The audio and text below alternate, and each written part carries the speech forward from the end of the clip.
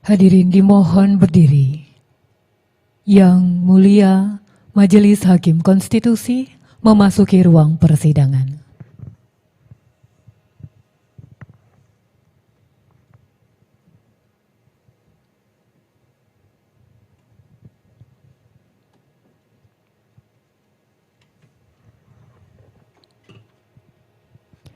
Hadirin disilakan duduk kembali.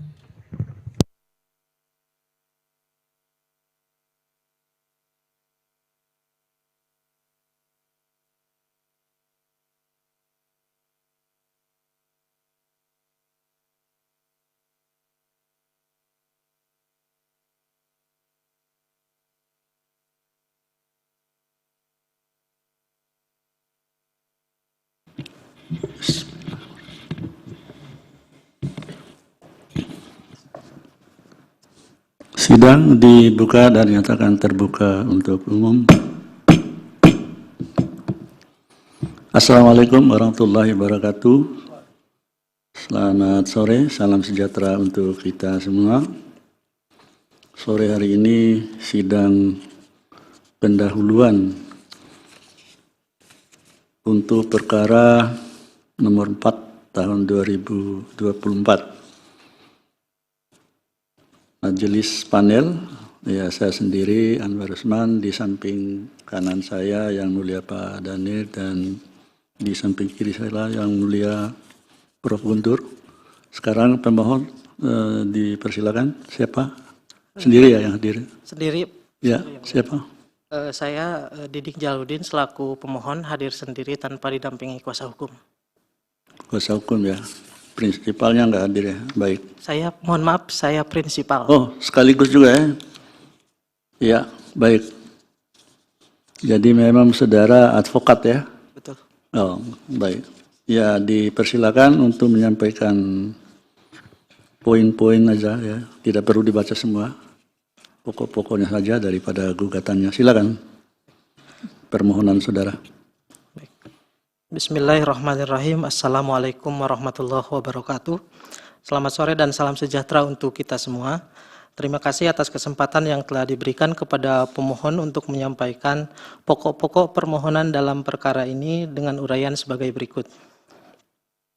Pemohon mengajukan pengujian terhadap pasal 65, pasal 66 huruf D, pasal 67 ayat 2, dan pasal 68 ayat 1 dan ayat 2, Undang-Undang Nomor 30 Tahun 1999 tentang arbitrase dan alternatif penyelesaian sengketa. Kewenangan Mahkamah Konstitusi diatur dalam pasal 24C ayat 1 Undang-Undang Dasar 1945, pasal 10 ayat 1 huruf A Undang-Undang MK, pasal 29 ayat 1 Undang-Undang Kekuasaan Kehakiman, pasal 9 ayat 1 Undang-Undang Pembentukan Peraturan Perundang-undangan, dan pasal 1 angka 3 Peraturan MK nomor 2 tahun 2021. Sementara permohonan ini merupakan pengujian undang-undang terhadap Undang-Undang Dasar 1945. Oleh karena itu, Mahkamah Konstitusi berwenang memeriksa dan memutus permohonan akuo. Legal standing atau kedudukan hukum pemohon dan kerugian pemohon. Berdasarkan pasal 51 ayat 1 Undang-Undang MK dan pendapat Mahkamah Konstitusi dalam putusan nomor 6 tahun 2005, terdapat dua syarat sehingga pemohon dapat dianggap memiliki kedudukan hukum atau legal standing, yaitu 1. Terpenuhinya kualifikasi sebagai pemohon, yang dalam hal ini pemohon adalah warga negara Indonesia yang dibuktikan dengan dimilikinya kartu tanda penduduk dan pemohon memenuhi kriteria ini. Yang kedua, adanya hak dan atau hak konstitusional dari pemohon yang dirugikan dengan berlakunya objek permohonan, yang secara singkat diuraikan berikut. Pemohon merupakan berprofesi sebagai advokat berdasarkan kartu tanda pengenal advokat yang diterbitkan Dewan Pimpinan Nasional Perhimpunan Advokat Indonesia. Pemohon juga merupakan mediator bersertifikat yang telah menyelesaikan kursus di International Mediation and Arbitration Center, sebuah lembaga yang telah diakreditasi oleh Mahkamah Agung. Pemohon memiliki hak konstitusional yang diberikan dan dijamin oleh Undang-Undang Dasar 1945 yang diatur dalam pasal 27 ayat 2, pasal 28C ayat 1, pasal 28D ayat 1 dan ayat 2, Pasal 28E ayat 3 dan Pasal 28F Undang-Undang Dasar 1945. Pemohon merasa hak konstitusional yang telah dijamin Undang-Undang Dasar tersebut telah dirugikan dengan berlakunya objek permohonan. Bahkan kerugian tersebut bersifat spesifik, khusus, dan aktual telah terjadi kepada pemohon, dan menurut penalaran yang wajar, kerugian tersebut berpotensi dan dapat dipastikan akan terjadi kembali. Sebelumnya pemohon menyampaikan bahwa oleh karena hal-hal yang akan dikemukakan pemohon berkaitan secara langsung dengan perkara arbitrase, inkasu arbitrase internasional, sementara forum arbitrase merupakan forum yang menjaga kerahasiaan sengketa para pihak, pemohon tidak akan mengungkap secara terbuka mengenai identitas lembaga, pihak-pihak, dan perkara arbitrase internasional yang berkaitan dengan permohonan akuo. Meskipun demikian, pemohon dapat memastikan bahwa dalil-dalil dan keterangan yang terdapat dalam permohonan akuo merupakan dalil-dalil dan keterangan yang sebenar-benarnya yang dialami pemohon secara langsung. Fakta pertama tentang legal standing. Pemohon pernah terlibat sebagai kuasa hukum dari arbiter sebuah lembaga arbitrase asing untuk melakukan tindakan hukum atas putusan arbitrase internasional. Selain mempelajari ketentuan dalam Undang-Undang Arbitrase dan APS, pemohon beserta tim melakukan konsultasi dengan Pengadilan Negeri Jakarta Pusat, karena memang berdasarkan pasal 65 Undang-Undang Arbitrase dan APS yang berwenang menangani masalah pengakuan dan pelaksanaan putusan arbitrase internasional adalah Pengadilan Negeri Jakarta Pusat. Dalam konsultasi tersebut, pemohon diarahkan untuk melakukan pendaftaran putusan arbitrase internasional sebagaimana ketentuan pasal 67 ayat 1 dengan melampirkan syarat sebagaimana diatur dalam pasal 67 ayat 2 Undang-Undang Arbitrase dan APS.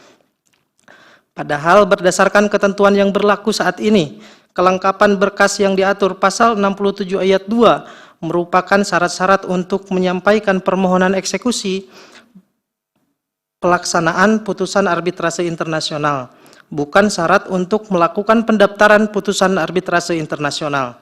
Sehingga pemenuhan kewajiban tersebut bukan merupakan kewajiban arbiter dan atau kuasanya, melainkan kewajiban para pihak yang berkepentingan atas pelaksanaan putusan arbitrase internasional. Fakta kedua, saat ini pemohon sedang terlibat dalam proses penjajakan kesepakatan dengan salah satu perusahaan asing yang menjadi pihak dalam perkara arbitrase internasional, yang mana perkaranya telah diputus oleh majelis arbitrase sebuah lembaga arbitrase asing. Dalam komunikasi yang dilakukan dengan pihak perusahaan, mereka mendapat informasi bahwa putusan arbitrase tersebut yang memutus bahwa mereka sebagai pihak yang dimenangkan telah didaftarkan di Pengadilan Negeri Jakarta Pusat, sehingga mereka berkeinginan untuk dapat segera dilaksanakan eksekusi di Indonesia. Sementara dalam Undang-Undang Arbitrase dan APS tidak terdapat ketentuan yang mengatur bahwa Pengadilan Negeri Jakarta Pusat berkewajiban memberitahukan perihal pendaftaran putusan arbitrase internasional kepada pihak yang berkepentingan. Hal tersebut juga diperkuat dengan pendapat Dewan Perwakilan Rakyat Republik Indonesia dalam sidang perkara nomor 19 tahun 2015. Fakta ketiga, terkait eksekusi putusan arbitrase internasional di Indonesia. Pemohon kembali melakukan konsultasi dengan Pengadilan Negeri Jakarta Pusat bahwa menurut petunjuk dari petugas pengadilan, sebelum melakukan permohonan eksekusi, perusahaan asing yang dimenangkan dalam putusan arbitrase internasional tersebut terlebih dahulu harus mengajukan permohonan eksekuatur kepada Ketua Pengadilan Negeri Jakarta Pusat sebagaimana diatur pasal 66 huruf D Undang-Undang Arbitrase dan APS dengan melampirkan berkas berupa surat permohonan eksekuatur dan syarat-syarat sebagaimana ditentukan dalam pasal 67 ayat 2. Baru setelah itu, pemohon dapat mengajukan permohonan eksekusi atau pelaksanaan putusan arbitrase internasional dengan melampirkan surat permohonan eksekusi dan syarat-syarat yang ditentukan dalam pasal 67 ayat 2. Sehingga syarat-syarat yang diatur pasal 67 ayat 2 yang dalam Undang-Undang Arbitrase dan APS yang berlaku saat ini hanya diwajibkan pada pihak yang akan mengajukan permohonan eksekusi, justru diwajibkan bagi pihak yang melakukan pendaftaran eksekuatur dan eksekusi itu sendiri. Fakta keempat, Pasal 66 huruf D Undang-Undang Arbitrase dan APS menurut pemohon merupakan inkonsistensi peraturan perundang-undangan yang menimbulkan ketidakpastian hukum. Mengapa demikian? Karena menurut SUT Girsang, eksekutor adalah tindakan Ketua Pengadilan Negeri untuk memberikan executorial title pada putusan arbitrase. Dengan itu, putusan arbitrase tersebut dapat dilaksanakan bila perlu dengan bantuan alat negara. Eksekutor ini dapat berupa cap yang dibubuhkan di atas putusan arbitrase atau penetapan tersendiri. Sehingga dengan demikian, eksekutor cukup diberikan pada saat permohonan eksekusi atau pelaksanaan putusan arbitrase internasional. Tidak perlu dalam permohonan terpisah yang akan menghabiskan waktu, tenaga, dan biaya, yang mana hal tersebut nyata-nyata bertentangan dengan asas peradilan yang sederhana, cepat, biaya ringan, sebagaimana diatur dalam Undang-Undang Kekuasaan Kehakiman. Pemohon membandingkan petunjuk dan informasi yang disampaikan petugas dari Pengadilan Negeri Jakarta Pusat dengan ketentuan pasal 65, pasal 66, dan pasal 67 Undang-Undang Arbitrase dan APS. Pemohon merasa informasi tersebut ada yang sesuai dan ada yang tidak sesuai dengan ketentuan Undang-Undang Arbitrase dan APS. Sehingga pemohon merasa bingung bagaimana menyampaikan informasi yang tidak berkepastian tersebut kepada perusahaan calon klien pemohon. Apabila pemohon menyampaikan informasi tersebut apa adanya, padahal terdapat informasi yang tidak sesuai dengan ketentuan Undang-Undang Arbitrase dan APS, maka pemohon terancam dan sangat berpotensi akan kehilangan kepercayaan dari calon klien tersebut dan sangat berpotensi penjajakan tersebut akan berakhir dengan hasil yang mengecewakan dan merugikan pemohon. Fakta kelima, di sisi lain pemohon tidak dapat menyatakan pendapat kepada petugas Pengadilan Negeri Jakarta Pusat perihal adanya informasi yang tidak sesuai dengan Undang-Undang Arbitrase dan APS, karena petugas hanya menjalankan norma dan kebiasaan serta peraturan yang berlaku di pengadilan, sehingga pemohon sangat sulit dan dirugikan karena tidak dapat menyampaikan pendapat secara leluasa. Kerugian pemohon, bahwa secara konstitusional pemohon selaku advokat yang kedudukan sebagai kuasa hukum dan calon kuasa hukum para pihak dalam perkara arbitrase internasional memilih hak yang dijamin. Pasal 27 ayat 2, Pasal 28C ayat 1, Pasal 28D ayat 1 dan ayat 2, Pasal 28E ayat 3, dan Pasal 28F Undang-Undang Dasar 1945. Namun, berdasarkan fakta yang telah diungkap di atas, keadaan dan berlakunya Pasal 65, Pasal 66 huruf D, dan Pasal 67 Undang-Undang Arbitrase dan APS tersebut nyata-nyata telah merenggut dan merugikan hak konstitusional pemohon, dan berdasarkan batas penalaran yang wajar berpotensi akan kembali merenggut dan merugikan hak konstitusional pemohon di kemudian hari. Kerugian yang diderita pemohon bersifat spesifik, khusus, dan aktual nyata-nyata terjadi. Terlebih pemohon yang memilih untuk berprofesi sebagai advokat dan konsultan hukum secara terus-menerus, yang menurut penalaran yang wajar dapat dipastikan akan mengalami hal yang sama, yaitu menderita kerugian hak konstitusional apabila ketentuan dalam Pasal 65, Pasal 66 huruf D, Pasal 67 ayat 2, Pasal 68 ayat 1 dan ayat 2 Undang-Undang Arbitrase dan APS masih berlaku.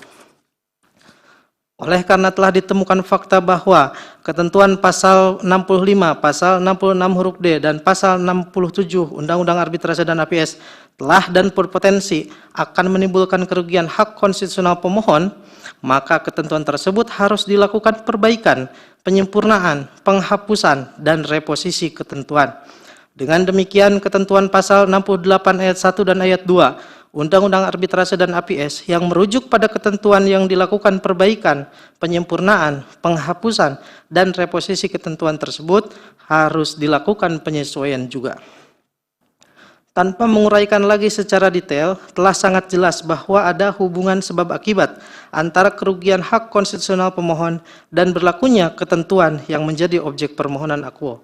Kemudian tentu sangat mungkin dengan dikabulkannya permohonan akuo, maka kerugian dan atau kewenangan konstitusional pemohon tidak lagi akan terjadi di kemudian hari.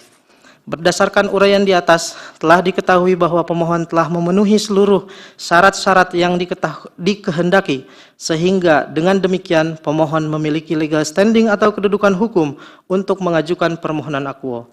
Oleh karenanya pemohon telah memenuhi ketentuan pasal 51 ayat 1 Undang-Undang MK beserta penjelasannya dan 5 syarat kerugian hak konstitusional sebagaimana pendapat MK selama ini, sehingga pemohon memiliki kedudukan hukum untuk mengajukan permohonan akuo.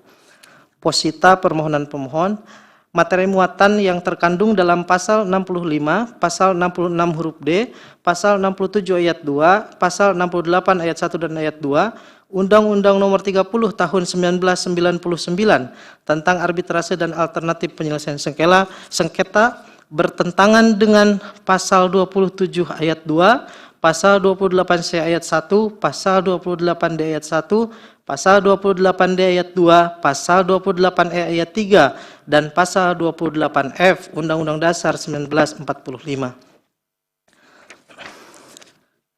Posita pertama, norma pasal 65, pasal 66 huruf D, pasal 67 ayat 2, serta pasal 68 ayat 1 dan ayat 2, Undang-Undang Arbitrase dan APS mengandung inkonsistensi, tidak sistematis, kontradiktif, salah posisi, belum sempurna, serta bertentangan dengan asas peradilan sederhana, cepat, biaya ringan, dan kepastian hukum yang adil, serta perlakuan yang sama di hadapan hukum, serta 6 ketentuan yang diatur dalam Undang-Undang Dasar 1945.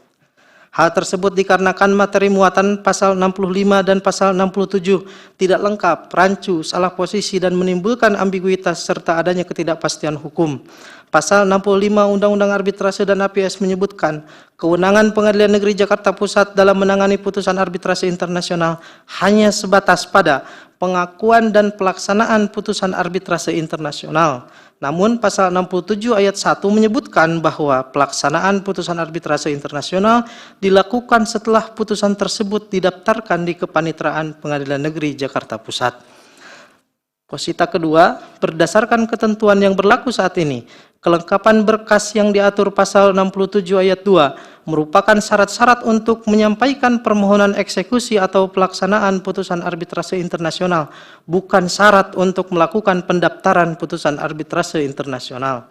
Sehingga kelengkapan berkas persyaratan yang saat ini diakomodir pasal 67 ayat 2 harus dilakukan reposisi ke ketentuan pasal 65. Kemudian yang berkewajiban melengkapi berkas-berkas tersebut hanya arbiter dan atau kuasanya yang berkewajiban mendaftarkan putusan arbitrase internasional. Karena pendaftaran merupakan pintu masuk perkara tersebut ke pengadilan inkasu Pengadilan Negeri Jakarta Pusat.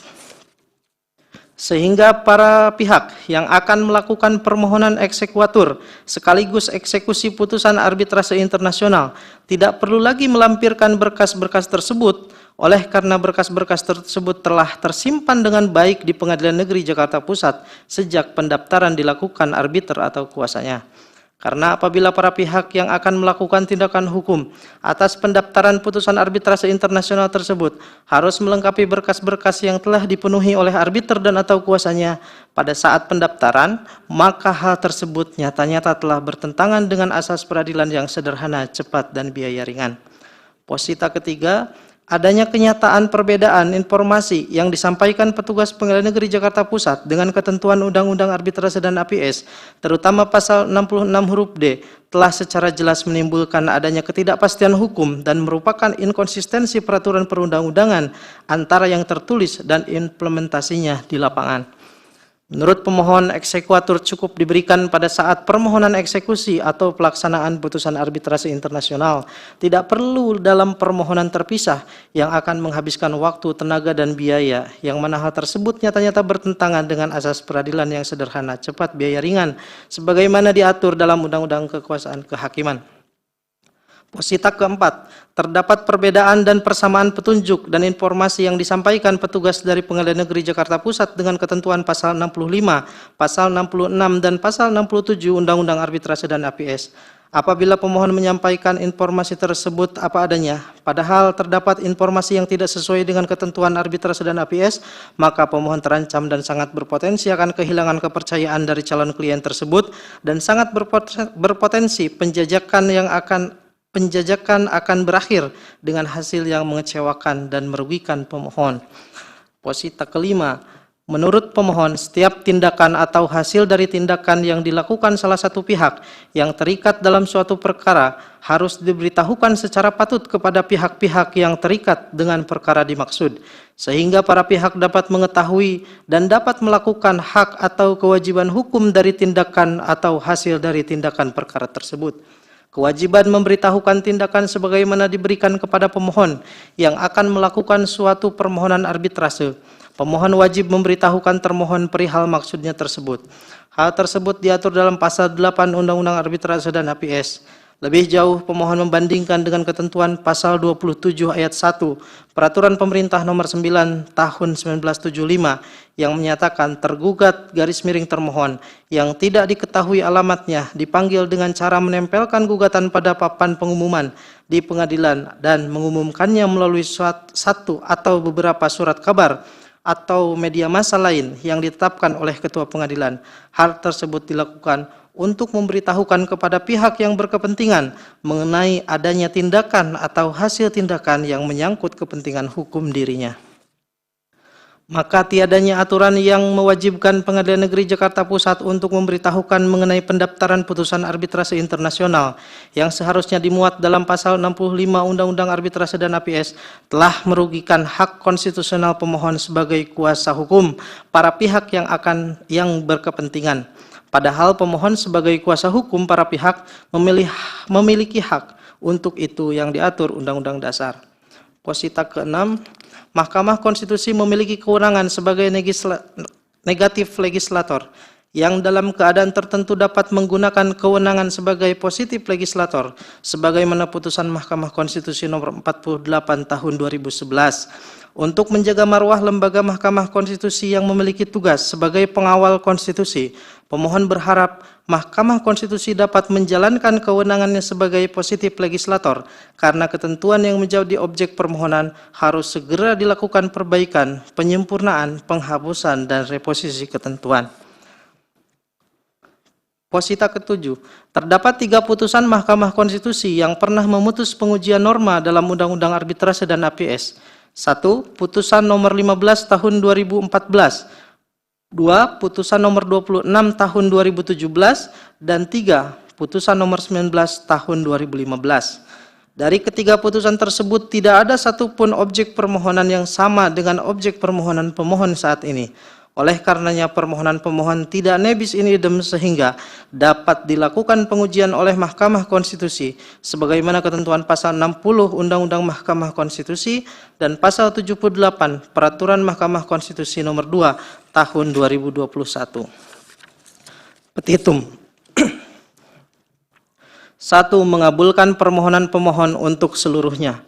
2. Menyatakan norma pasal 65 Undang-Undang Nomor 30 Tahun 1999 tentang arbitrase dan alternatif penyelesaian sengketa, Lembaran Negara Republik Indonesia Tahun 99 Nomor 138, tambahan Lembaran Negara Republik Indonesia Nomor 3872, bertentangan dengan Undang-Undang Dasar 1945 dan tidak mempunyai kekuatan hukum mengikat sepanjang tidak dimaknai. 1.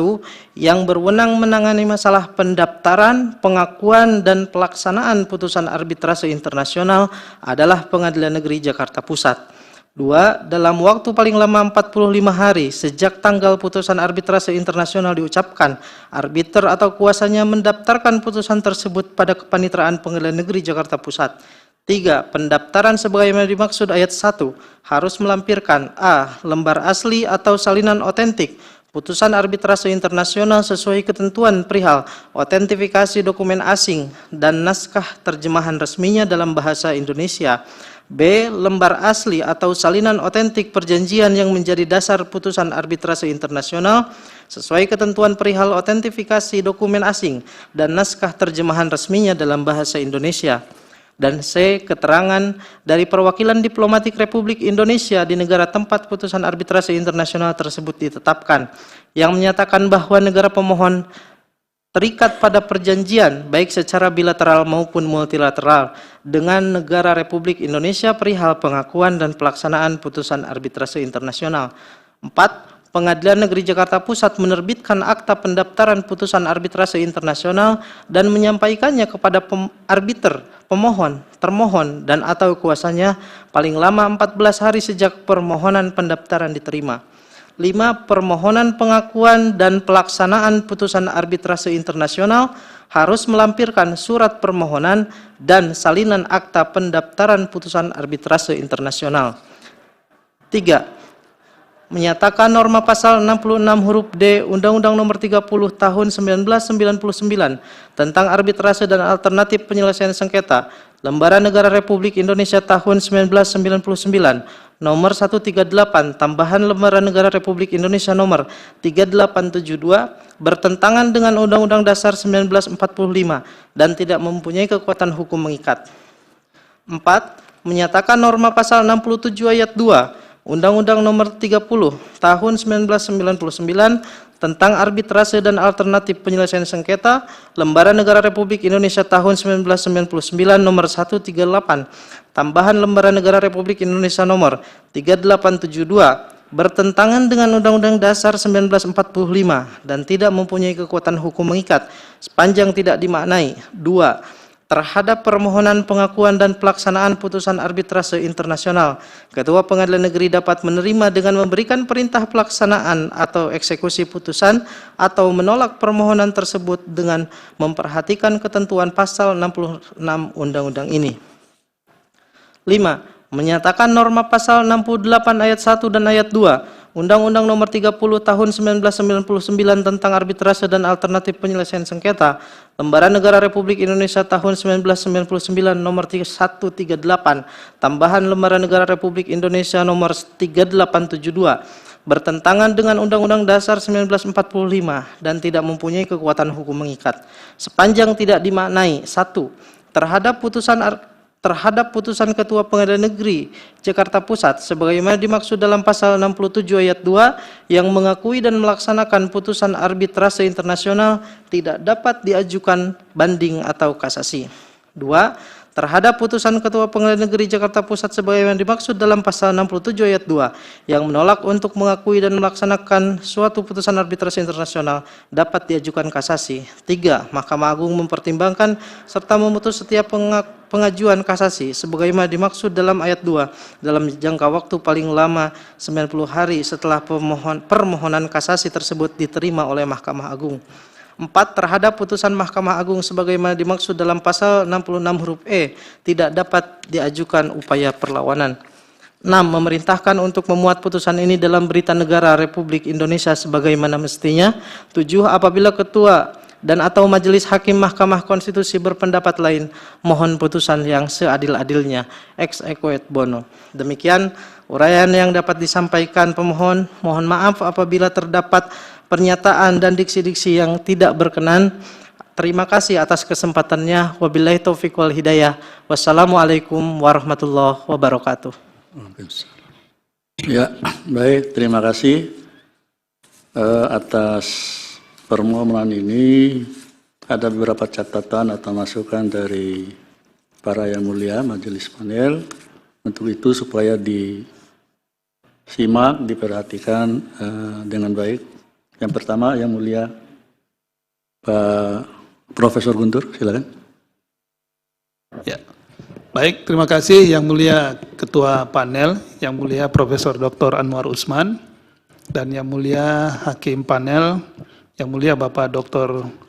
Daniel Yusmik Pancastakifoe, saudara pemohon, ya. Jadi kita sudah mendengarkan tadi bacaan dari permohonan saudara Didin Jalaluddin, ya. Betul. Yang selama ini berpraktek punya pengalaman praktek untuk di arbitrase internasional, ya. Betul. Untuk di Mahkamah Konstitusi ini pertama kali? Pertama kali yang mulia. Pertama kali, ya. Nah, sebagai pertama kali saya melihat ya cukup teliti gitu, ya. Jadi sudah dari segi format, dari segi struktur permohonan ini sudah memenuhi standar-standar, ya. Meskipun demikian tentu ada catatan-catatan, ya, yang tentu perlu dipertimbangkan oleh saudara, karena sifat catatan kami ini, penasehatan ini tidak mengikat, itu sepenuhnya kembali ke saudara pemohon nanti untuk mau menerima atau tidak, ya. Dan kalau toh nanti ada hal-hal yang kurang jelas, nanti bisa mendapatkan mendownload transkrip ya persidangan ini, dan juga nanti bisa mendengar langsung di live streaming ya di YouTube, kanal YouTube kita, supaya bisa mengetahui apa penasehatan yang diberikan oleh mahkamah. Jadi saudara Didin Jalaluddin, yang pertama, ya ini yang selalu menjadi soal utamanya bagi pemohon yang baru-baru, itu ada dua selalu handicap ya yang perlu selalu dipahami. Kadang bagus dari segi argumentasi, tetapi lemah dari aspek dua hal ini, yaitu karena itu akan berpengaruh bisa mengarah ke permohonan saudara ini dinyatakan NO, niet onvankelijk ya, sehingga tidak dapat diterima. Kenapa? Pertama karena soal legal standing. Nah, legal standing ini menjadi sesuatu yang mesti kuat gitu ya. Bagaimana Anda tadi menarasikan bagus menyangkut persoalan-persoalan kasus yang saudara hadapi, bagaimana putusan arbitrase internasional ini tidak demikian sulit, bahkan mungkin saja tidak bisa dieksekusi, tidak dapat dilaksanakan. Itu menjadi satu poin inti ya. Tetapi bagaimana itu Anda kembalikan setelah Anda menyatakan bahwa saya punya pengalaman begini, saya punya kondisi yang seperti itu, kemudian selanjutnya kembalikan ke soal kerugian konstitusional saudara itu seperti apa. Jadi sederhananya begini saudara, supaya bisa menangkap prinsipnya. Kalau bicara legal standing, Anda fokuskan ke kerugian konstitusional. Kalau bicara petitum saudara, itu fokuskan ke isu inkonstitusionalitas normanya. Jadi saya membaca permohonan saudara ini sepertinya ada overlapping gitu. Sudah dibahas di legal standing, bahas lagi di pokok permohonan. Pisahkan saja. Dengan melihat isu terkait dengan kerugian konstitusional itu masuk ke legal standing. Sementara isu yang saudara, argumentasi saudara mengenai inkonstitusionalitas norma itu masuk ke pokok permohonan. Jadi misalnya mudah gitu, ya, memudahkan saudara gitu. Jadi jangan sampai seperti yang saya lihat ini, meskipun secara struktur, sistematika sudah bagus, tetapi kontennya ini ada yang overlap, ya, sehingga itu nanti akan membingungkan. Kalau itu overlap nanti, nah ini hati-hati. Selain putusan mahkamah itu tidak dapat diterima, NO, ya, karena ada dua hal, ya, yaitu karena legal standing dan permohonan saudara nanti dianggap kabur, obskur. Ya, jadi di situ hati-hatinya ini. Ini baru pintu masuk ini yang untuk legal standing ya. Sementara kalau sudah bicara obskur itu kaitannya dengan ada nggak relevansi antara posita saudara dengan petitum, dan petitumnya ini clear nggak? Kalau itu tidak jelas, bisa obskur juga. Nah, hati-hati di situ. Jadi jangan sampai Anda sudah bagus ini menyusunnya, ya, sistematikanya udah dapat, dia punya strukturnya udah dapat, ya, tapi nanti sayang kalau legal standingnya tidak kuat. Jadi persoalan yang saudara alami itu sebagai pintu masuk saja. Nah, selanjutnya setelah pintu masuk itu Anda langsung fokus ke isu kerugian saudara dengan melihat pasal-pasal yang saudara jadikan sebagai dasar pengujian, Toetsingsgrondennya. Ya. Jadi pasal-pasal di konstitusi yang menjadi dasar pengujian saudara itu carilah yang paling relevan. Jangan banyak, karena kalau banyak juga bukan berarti nggak boleh, bisa saja, tapi ini nanti akan membuat saudara harus membuktikan per pasal-pasal itu. Kalau tidak, nah tidak kuat lagi. Lebih bagus yang relevan itu yang mana? Yang paling relevan itu saja. Jadi bukan karena banyaknya, tetapi kualitasnya, bukan kuantitasnya. Jadi jangan salah paham di sini. Ini saya lihat ada berapa nih batu batu ujinya nih atau dasar pengujiannya. Tapi jangan sampai tidak kuat saudara nanti menjelaskan di posita. Nah, itu dia persoalannya. Lebih bagus cari yang betul-betul relevan, bisa 1 atau 2 pasal saja di konstitusi. Tapi betul-betul itu memperlihatkan hubungan yang kuat untuk menyatakan bahwa norma itu bertentangan dengan konstitusi. Ya, daripada bikin banyak-banyak tapi tidak bisa membuktikan nanti di positanya, itu jadi soal. Nah, itu saya kira prinsip dasar ya dari permohonan saudara ini, karena saya lihat ini sudah cukup bagus ya dari segi struktur dan ini.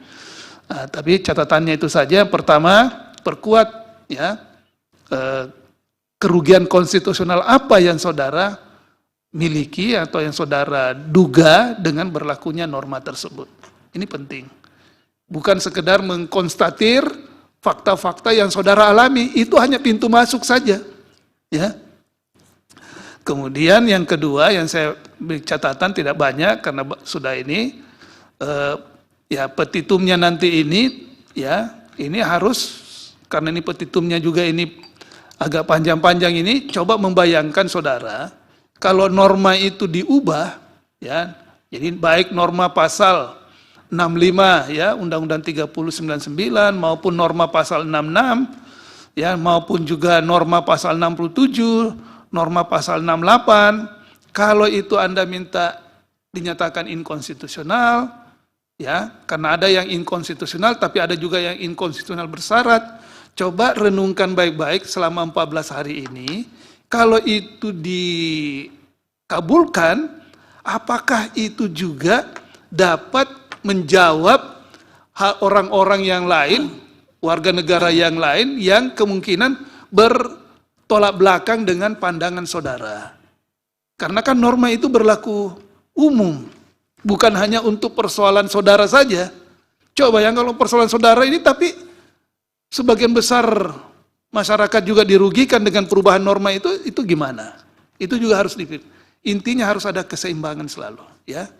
Jadi harus memikirkan dua sisi. Sisi saudara kalau itu ini, tapi juga sisi masyarakat atau warga yang lain, ya. Sehingga itulah cari kira-kira ajaknya yang bagaimana, ya. Nah, dengan demikian Anda bisa membuat rumusan ya petitum yang lebih baik lagi ya.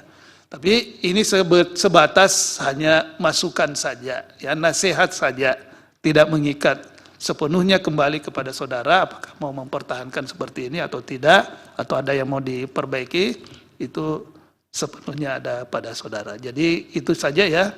Jadi terkait dengan kerugian konstitusional diperkuat, dan juga kaitannya dengan ya posita saudara yang memperkuat petitum.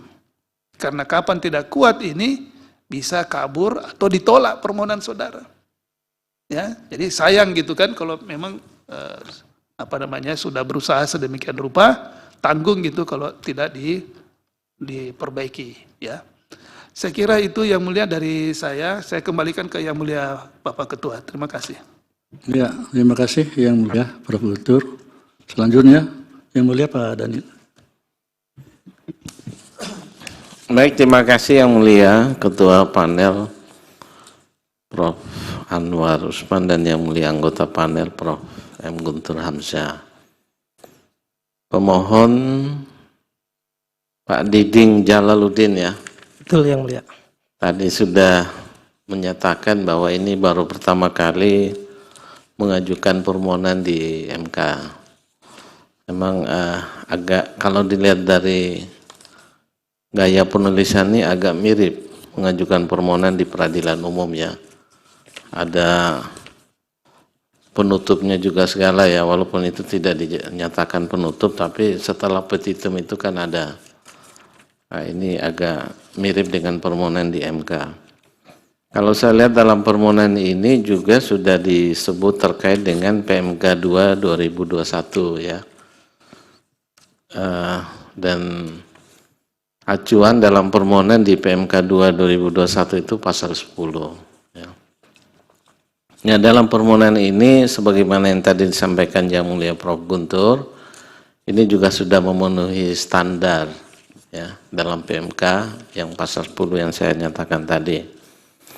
Nah, karena itu hanya beberapa catatan kecil yang akan saya sampaikan tadi yang terkait dengan legal standing itu kalau bisa diperkuat ya. Kerugian konstitusional dari norma itu di mana ya? Itu harus diuraikan. Karena di sini belum ada nanti juga terkait dengan pertentangan norma dengan pasal-pasal dalam UUD 45 ini.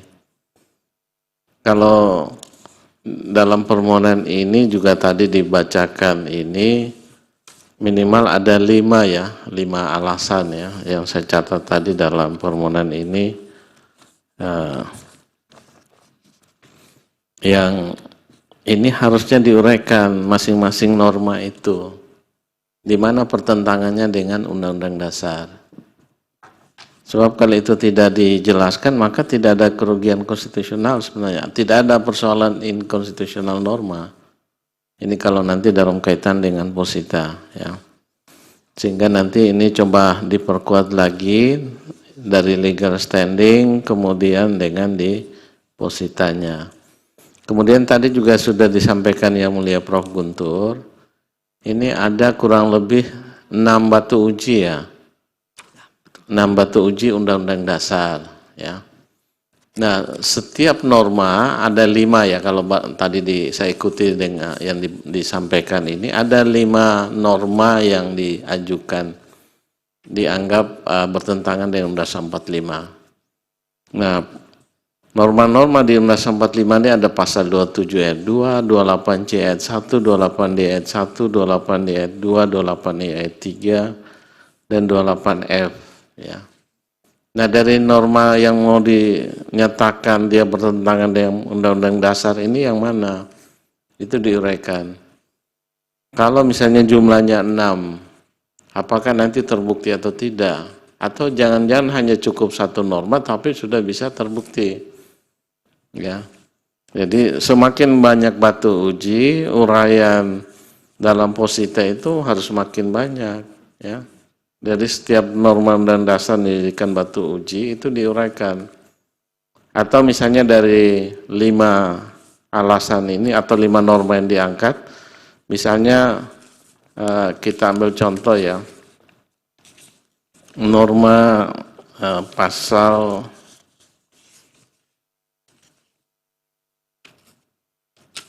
65 ya. Nah, norma pasal 65 ini dianggap bertentangan dengan Undang-Undang Dasar itu pasal berapa? Apakah pasal 27 ayat 1, pasal 28C, pasal 28D dan seterusnya. Ya, jadi ini harus diuraikan. Nah, kemudian ini juga alasan-alasannya kalau bisa diperkuat dengan teori, asas, doktrin ya, atau perbandingan dengan negara lain. Ya. Supaya nanti permohonan ini kan ada masa perbaikan kurang lebih 14 hari, supaya nanti bisa diperkuat ya.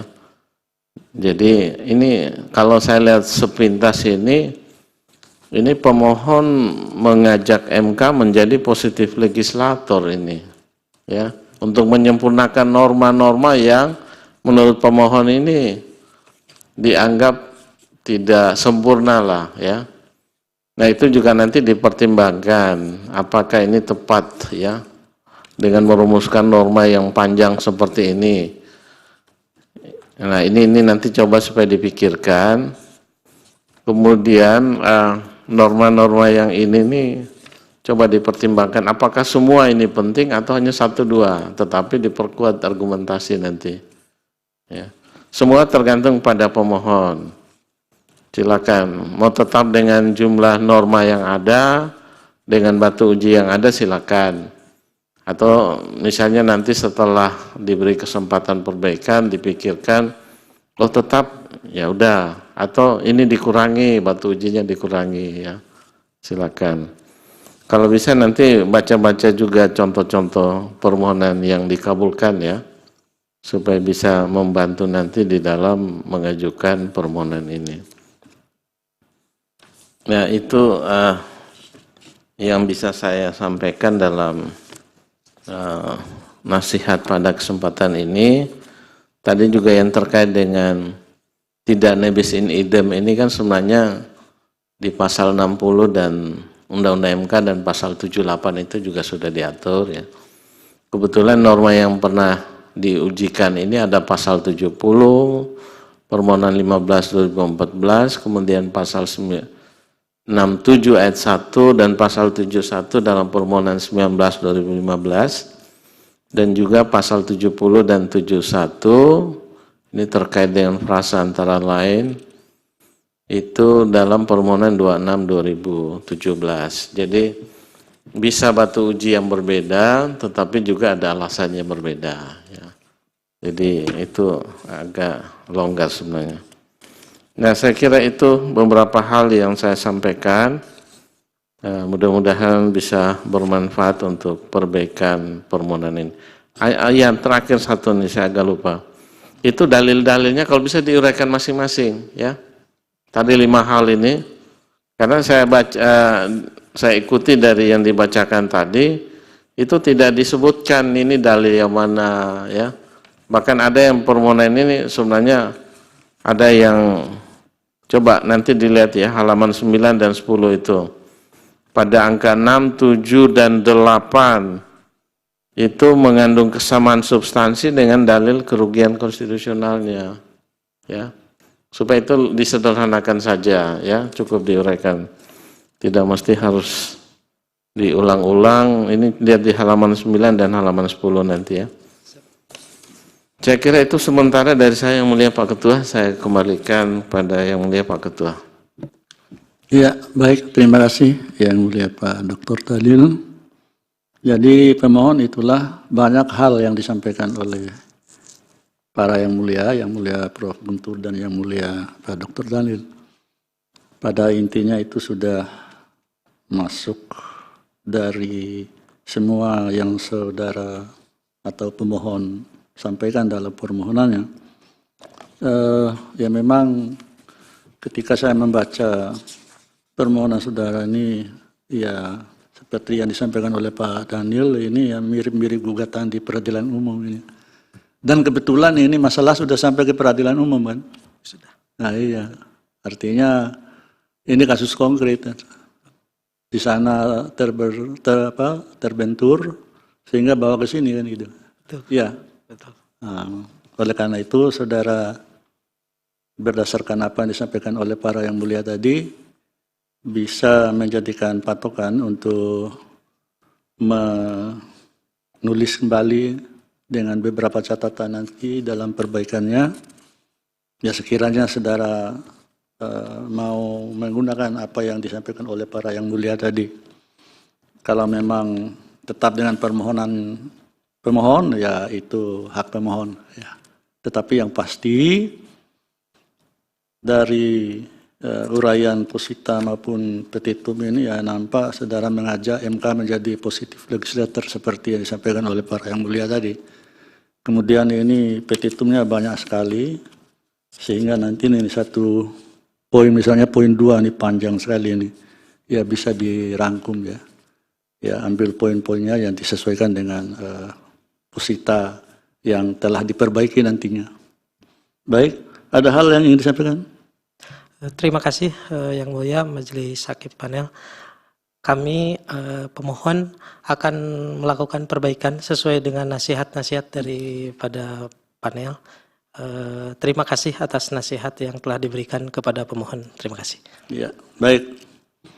Kalau begitu, saudara diberi waktu paling lambat hari Senin 5 Februari 2024 harus menyampaikan berkas perbaikan permohonan baik hard copy serta soft copy-nya dan diterima Mahkamah Konstitusi paling lambat jam 9 IB hari Senin 5 Februari 2024. Itu ya? Baik. Nah, cukup. Ya, baik. Dengan demikian sidang selesai dan ditutup. Hadirin dimohon berdiri. Yang mulia Majelis Hakim Konstitusi meninggalkan ruang persidangan.